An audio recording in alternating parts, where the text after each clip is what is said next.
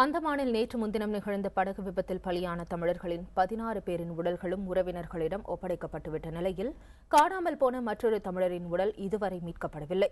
உறவினர்களிடம் உடல்கள் ஒப்படைக்கப்பட்ட 16 பேரில் இருவரது உடல்கள் நேற்றே தகனம் செய்யப்பட்டுவிட்ட நிலையில் மீதமுள்ள 14 பேரின் உடல்களுக்கு இன்று இறுதிச் சடங்குகள் நடைபெறுகின்றன. மத்திய அமைச்சர் ஜி.கே. வாசன், தமிழக காங்கிரஸ் கமிட்டி தலைவர் ஞானதேசிகன், காஞ்சிபுரம் தொகுதி மக்களவை உறுப்பினர் விஸ்வநாதன் ஆகியோர் நேரில் சென்று இறந்தவர்களின் உடல்களுக்கு மலர் மாலை வைத்து அஞ்சலி செலுத்தினர். அவர்களின் குடும்பத்தினருக்கு மத்திய அரசின் இழப்பீட்டுத் தொகை விரைவில் வழங்கப்படும் என்று அவர்கள் தெரிவித்துள்ளனர். பலியானோரின் குடும்பங்களுக்கு இழப்பீட்டுத் தொகையாக தமிழக அரசின் சார்பில் தலா 1 லட்சம் ரூபாயும், அந்தமான் அரசு சார்பில் தலா 1 லட்சம் ரூபாயும் நேற்றே வழங்கப்பட்டுவிட்டன. இதனிடையே படகு விபத்தில் காணாமல் போன தமிழர் சுரேஷின் உடலை தேடும் பணி தொடர்ந்து நடைபெற்று வருவதாகவும், விபத்து குறித்து உரிய விசாரணை நடத்த உத்தரவிடப்பட்டுள்ளதாகவும் ஜி.கே. வாசன் தெரிவித்துள்ளார்.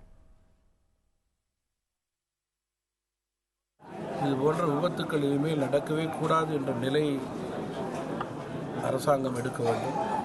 அதற்கு தகுந்த பாதுகாப்பை உறுதியோடு கண்டிப்போடு அரசாங்கமும் செய்ய வேண்டும். அங்கே வரும் சுற்றுலா பயணிகளும் அதை கடைபிடிக்க வேண்டும் என கேட்டுக்கொள்ள விரும்புகிறேன்.